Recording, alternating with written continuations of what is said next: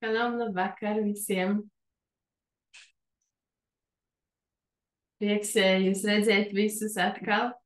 Vēlējos teikt tiešām liels paldies, kad brīvlaiks, vasaras brīvlaiks un karstums, un katram ir savas darīšanas, un tiešām jūs vienmēr ierodaties uz manu lekciju, tas mani stiprina, iepriecina. Tā kā liels paldies! Un vēl viens paziņojums, kad, ja gadījumā kāds no jums ir arī YouTube, kas klausās mūsu ierakstu pēc tam Izrēlā, septembra beigās, oktobra sākumā, tad esat aicināti uz rabīna Urija Šerki būdiņu sukā svētkiem. Viņš aicina visus nosiešus no visas pasaules, ja kāds ir tieši uz viņa sukā, iepazīties, runāt. Rabīns Urija Šerki ir šīs organizācijas nosiešu pasaules centrā vadītājs, galva. Un arī visas šīs lekcijas, ko es mācu jums, pa priekšu izskatu viņa video ibritā, un pēc tam tālāk jums visu atstāstu tālāk. Tā kā tas tā, un tad mēs turpinām. Tagad mēs runājam par zelta teļu, un mēs turpināsim, cik mēs pagūsim. Es nezinu, mēs pagūsim visu. Un mēs palikām šeit. Es atgādinu, kad Kuzari uzdeva jautājumu, kā tā var būt, kad šī tava tauta, ja viņa bija tik laba, kāpēc viņi grēkoja un veica šo zelta teļu uzreiz pēc tam, kad tika paziņots, viņiem to nedarīt. Un autors centīsies paskaidrot un parādīt, ka tas nemaz nebija tik liels un ļauns grēks, un viņš to paskaidros, kādi bija viņa nolūki. Pēc tam es vēlos arī, mēs drusku paskatīsimies tieši Bībelē tekstā, kā ir rakstīts 2. Mūzes grāmatā, arī pašu to tekstu. Tad mēs turpinām lasīt. Rabīns atbild: ļauj man paskaidrot, es tev parādīšu tautas augsto stāvokli. Tad viņš vēlēsies parādīt, kā nonāca tauta līdz tam stāvoklim, kāpēc viņi ir augsts stāvoklis un kāpēc tas grēks nemaz nebūtu tik vienkārši saprotams, kā tas varbūt liekas, ka viņiem bija ļoti varbūt augsti nolūki. Un tad ir kas cits. Te gan ir gana ar to vien, ka Tora liecina, ka Dievs viņus izvēlējās par savu tautu no visām tautām un ļāva savai atklāsmei būt pār visiem no tās, un viņi kļuva cienīgi Dievu uzrunāšanai.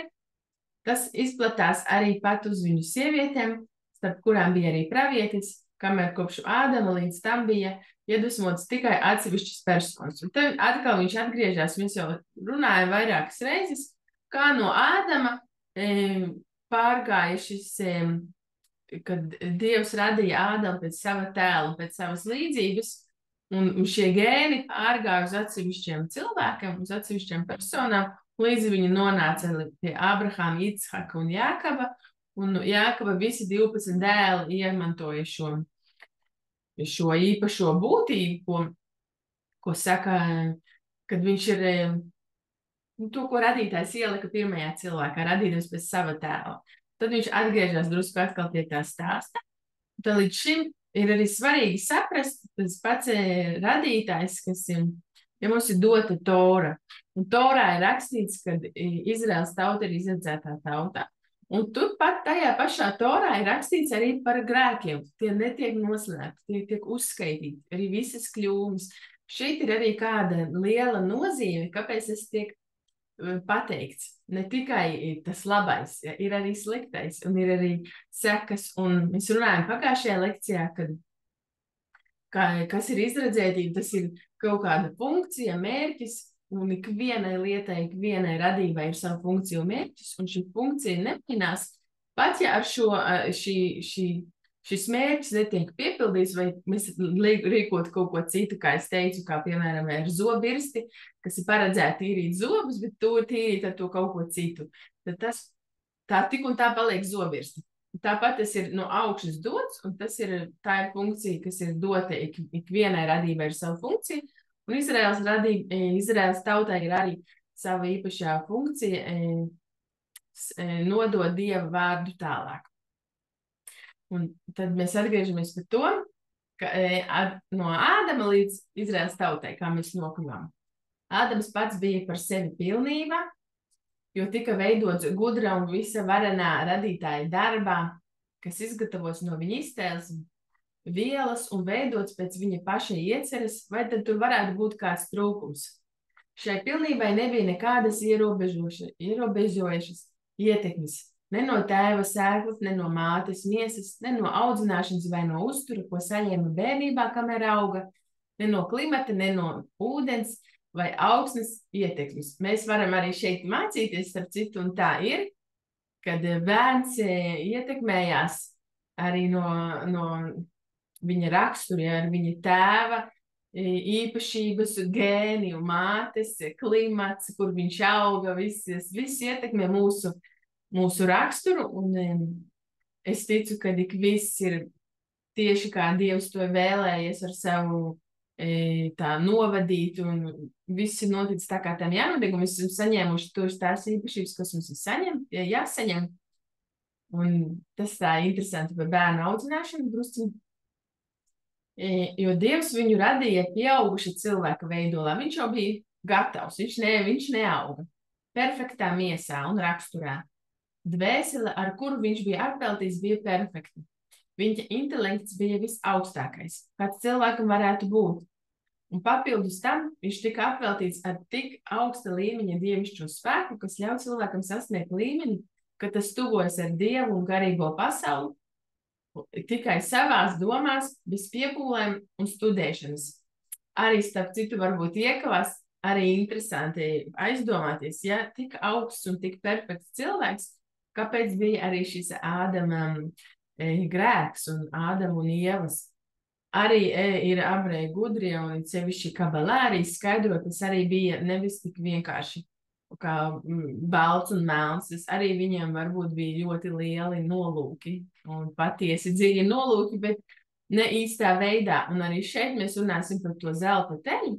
Mēs nerunāsim par šo Ādama to pirmo ēdenes grēku. Mēs nerunāsim šobrīd, bet par zelta teļu grēku arī autors parādīs, ka varbūt viņiem bija nolūki pareizi, bet tas nebija tas, ko Dievs vēlējās. Un bieži vien mums ir jāgaida no augšas šī norāde, un tad tas ir pareizi. Un to pašu izdarīt it kā ar cilvēcisku rīcību un iniciatīvu, tas nebūs tas pats. Un tas tā iekavās.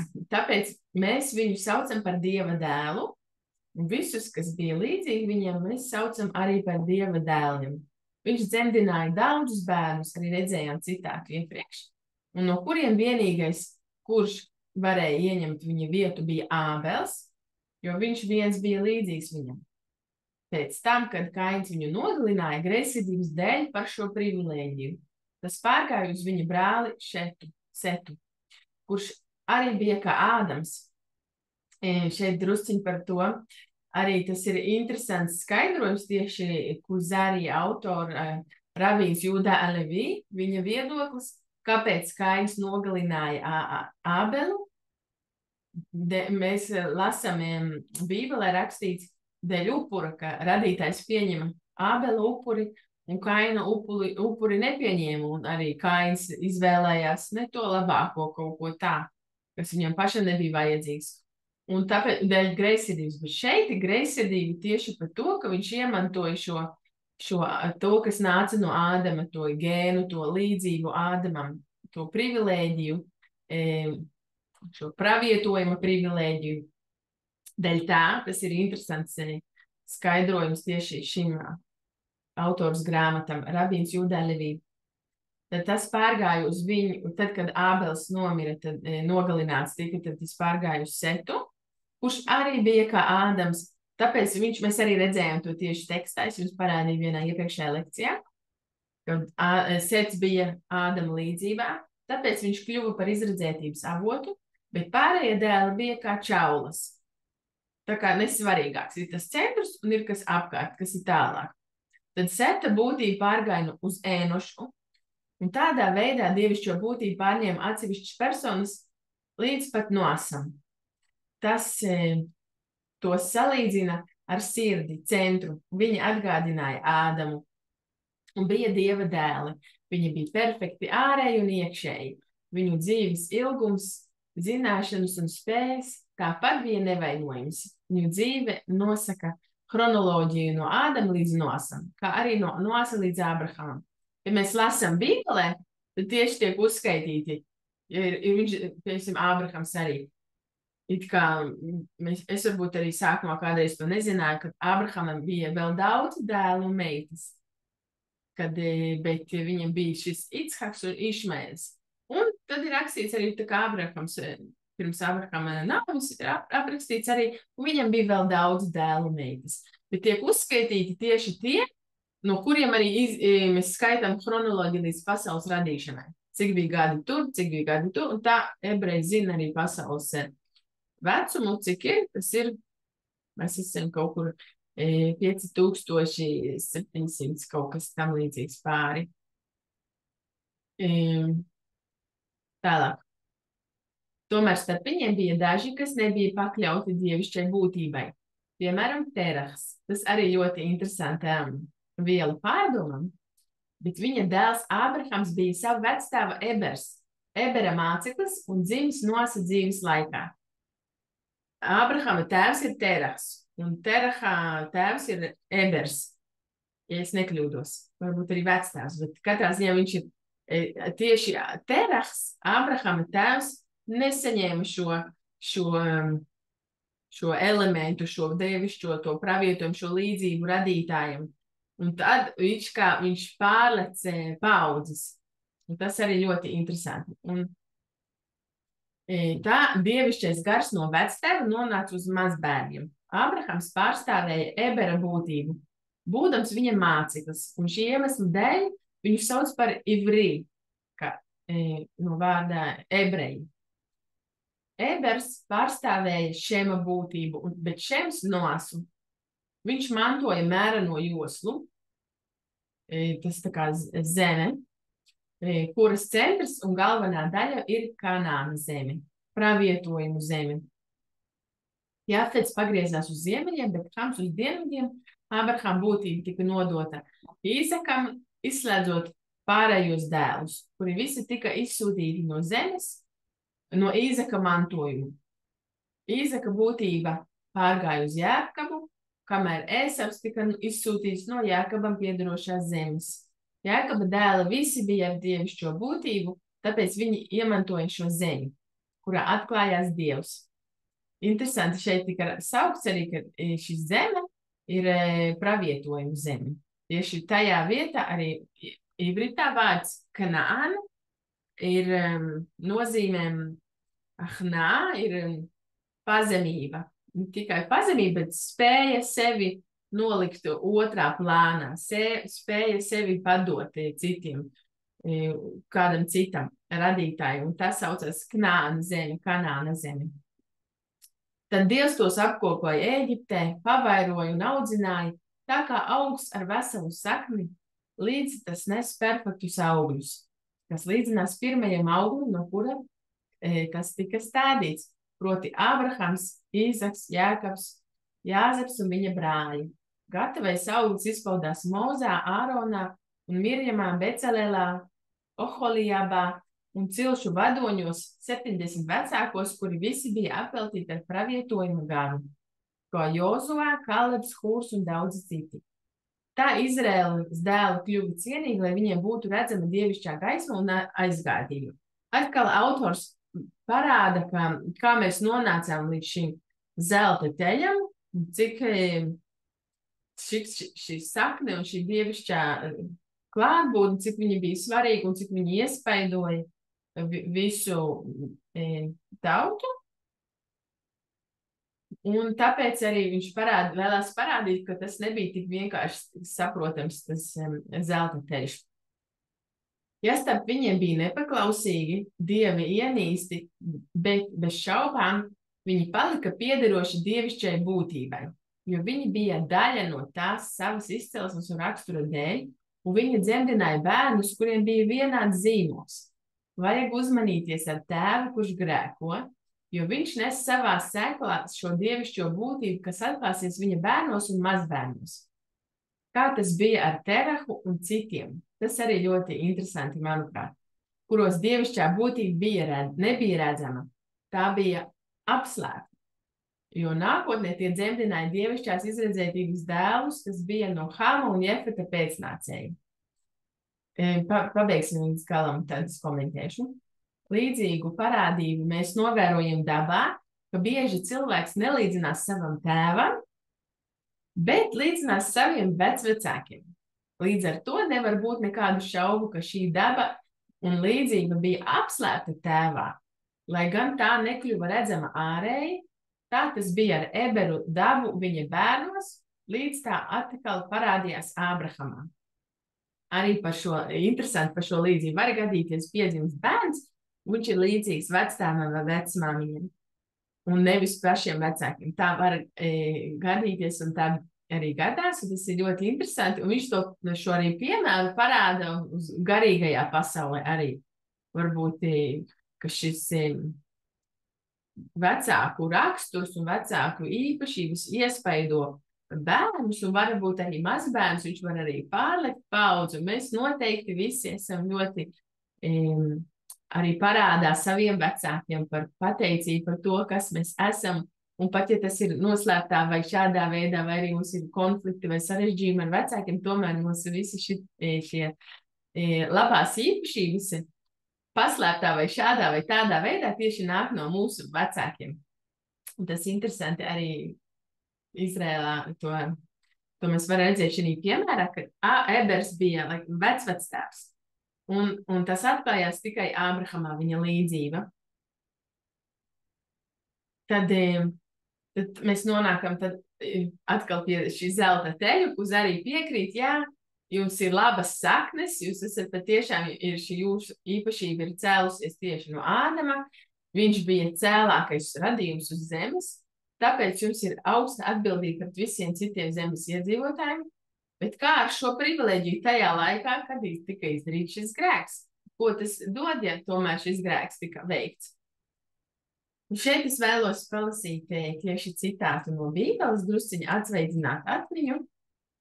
Es izlaidu pāris teikumus, tos, kas man bija ērtāk izlaist, atzīstos. Bet arī, lai nebūtu pārāk gari, jūs varat pēc tam mājās arī atvērt un palasīt tālāk, aizpildīt šos tukšumus. 2. Mūzes 32. no 1. līdz 28. pants.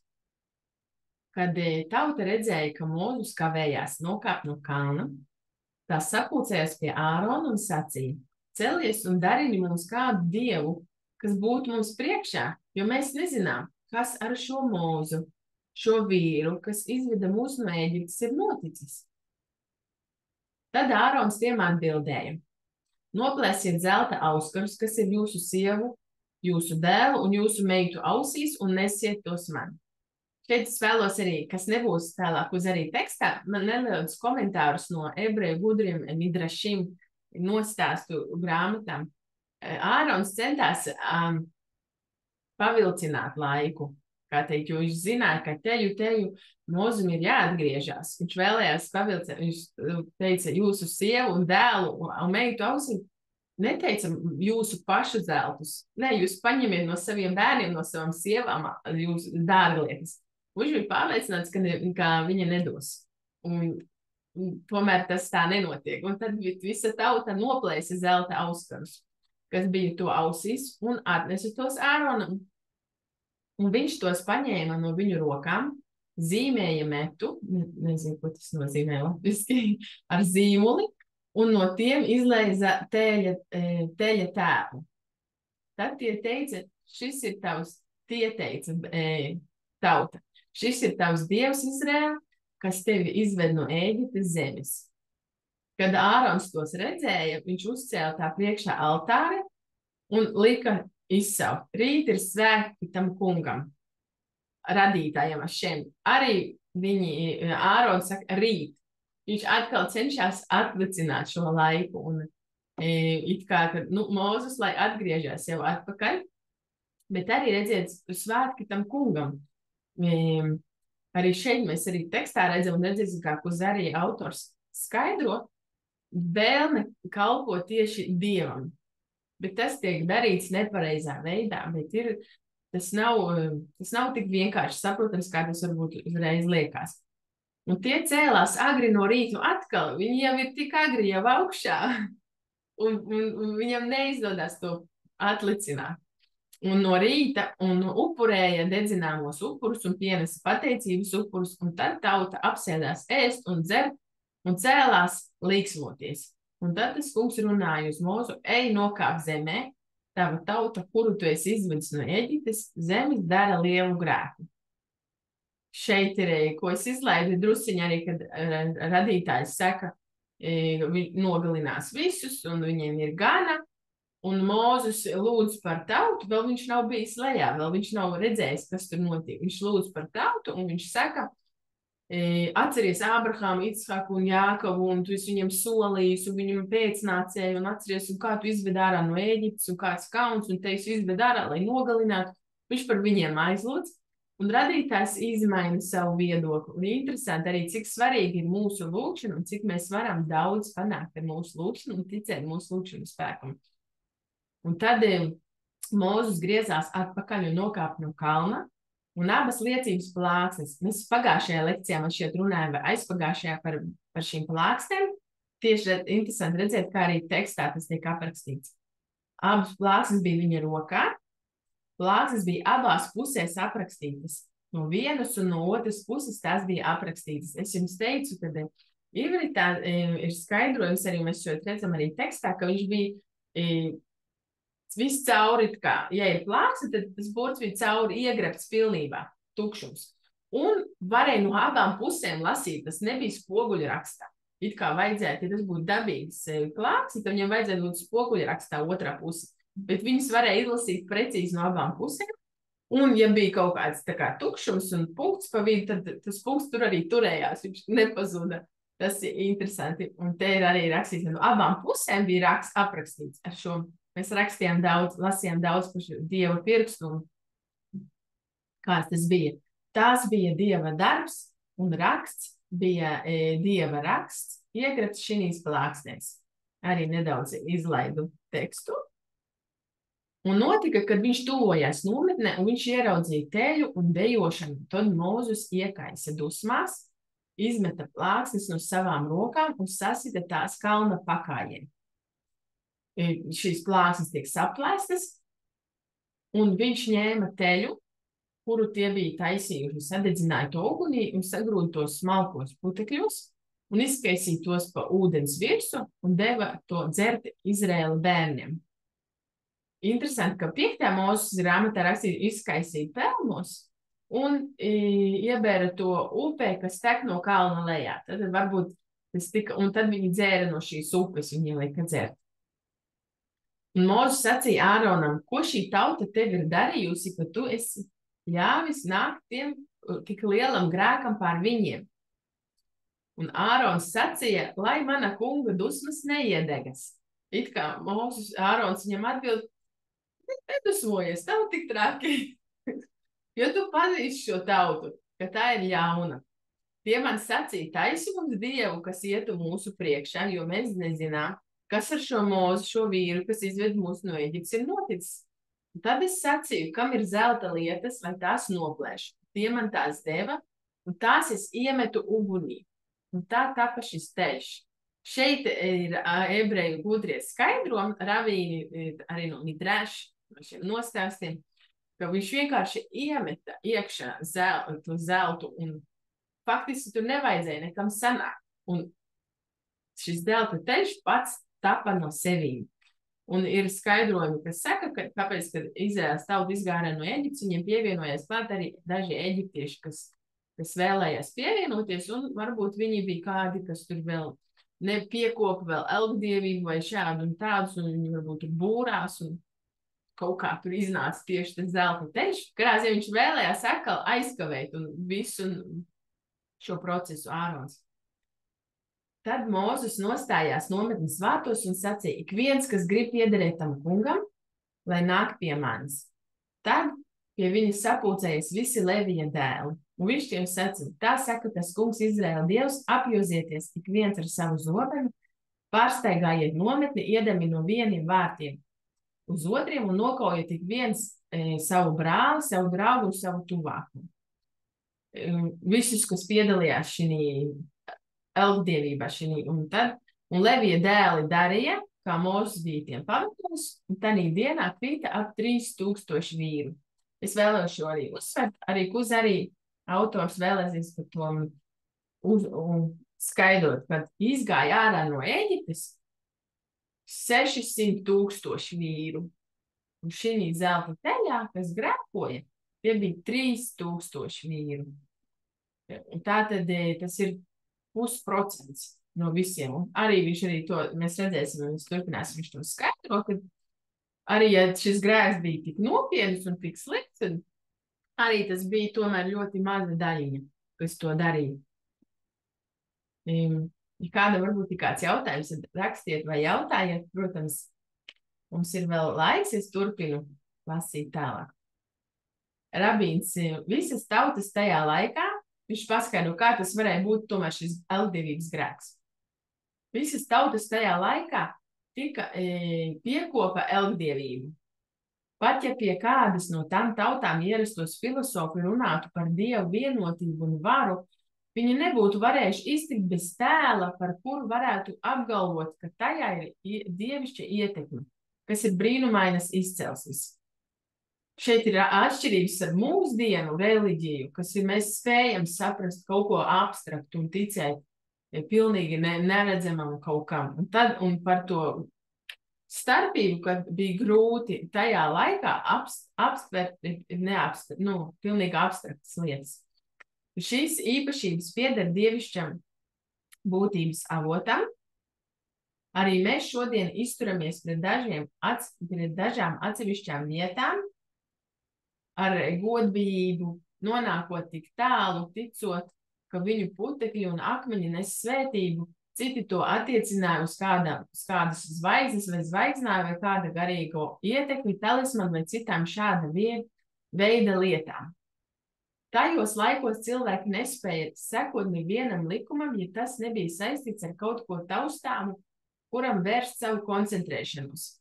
Mēs runājām arī pagājušajās lekcijās par starpību starp vietu, kuru pielūdz tautas, pirms Izraēla tauta ienāk un iekaro Kanānas zemi, viņiem šīs vietas ir jāiznīcina, kad ir kaut kādas, varbūt, dievišķas enerģijas, ko jūt tieši, protams, viss, ko radītājs ir radījis, viņš uztur ik sekundi ar savu enerģiju.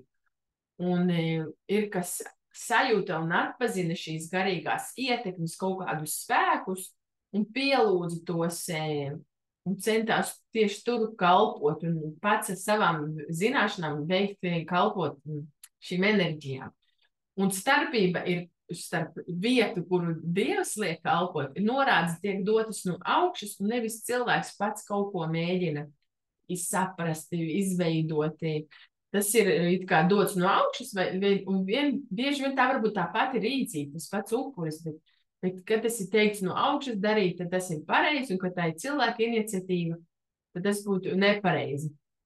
Un tad viņš saka, arī mēs bieži vien, piemēram, Bībele ir svēta.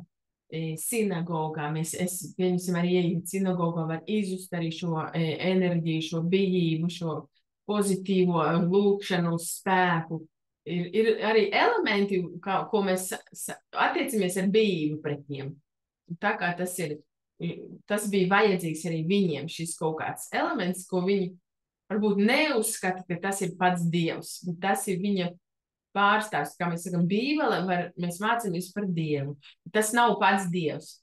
Tad to autors vēlās paskaidrot. Redzi, izrēliešiem tika apsolīts, ka no Dieva viņi saņems kaut ko redzamu, kas viņiem norādīs virzienu un pamācīs gluži kā bija, kad viņi izējot no Ēģiptes sekot mākoņu un uguns stabiem. Arī bija kaut kas redzams, kaut kas taustāms, kaut kas. Un arī viņi tagad, viņiem tiek apsolīts, ka mēs dzirdējām šī Sinai kalna atklāsmi, šī 10 baušļus, Un Mūzes dodas uz kalnu augšā, viņš atgriezīsies pēc 40 dienām. Un viņiem bija skaidrs, ka viņš kaut ko atnesīs, kaut ko taustām, kaut ko, kas viņiem palīdzēs. Un viņi uz tiem skatījās, uz šiem mākoņiem un ugunsstavu, un bijās un pielūdza Dievu to klātbūtni. Viņi nepielūdza mākoni, viņi zināja, ka tā ir Dieva klātbūtne, un viņi slavēja visu varenu tajā brīdī. Tā viņi arī vērsās pret mākoni, kas bija pār Mūzu, kamēr Dievs ar viņu runāja. Viņi stāvēja un pielūdza Dievu tam pretī. Kad ļaudis bija dzirdējuši Dieva vārdu 10 baustas pasludināšanā, un Mūzes devās kalnā, lai saņemtu uzrakstītās plāksnes, kuras viņiem bija jānones tiem lejā, lai ieliktu šķirstā,